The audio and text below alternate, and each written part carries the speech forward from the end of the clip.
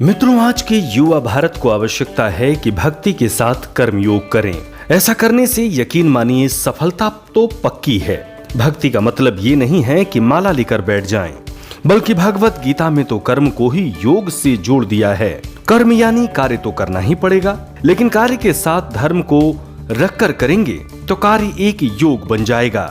हम नौकरी करें तो पूजा के तुल्य, व्यापार करें तो धर्म का पुट हो। हमने गीता में पढ़ा है कि धंधे में मुनाफा छुपाना पड़ता है।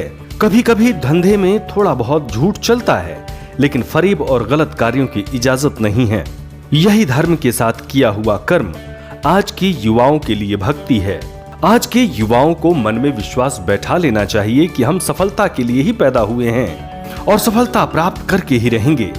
मन मस्तिष्क में जैसा हम सोच लेते हैं वैसा ही हम बन जाते हैं। सफलता प्राप्त करने के लिए हमें सकारात्मक सोचना चाहिए और स्वयं को महत्व देते हुए खुद को मूल्यवान समझना चाहिए। इस तरह का विश्वास करने वालों को ही सफलता मिलती है।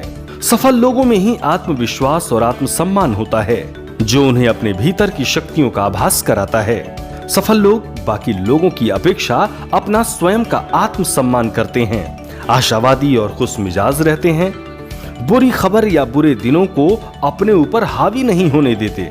मित्रों, यकीनन आत्मसम्मान से ही आत्मविश्वास उत्पन्न होता है।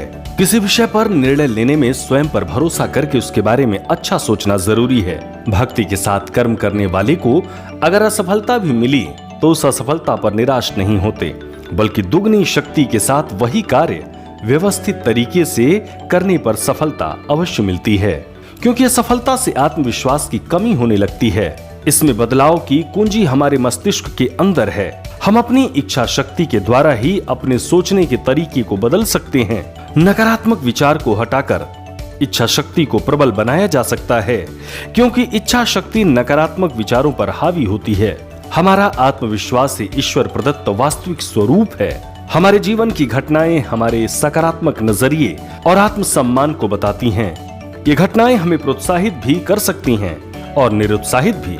सुखी और दुखी भी लक्ष्य तक पहुंचने के लिए प्रतिकूल परिस्थितियों का डटकर मुकाबला करना चाहिए। ऐसा तभी होगा जब हम नकारात्मक विचारों को निकालकर असफलता को परे कर संकल्प, समर्पण और कठिन मेहनत से लक्ष्य भेदें।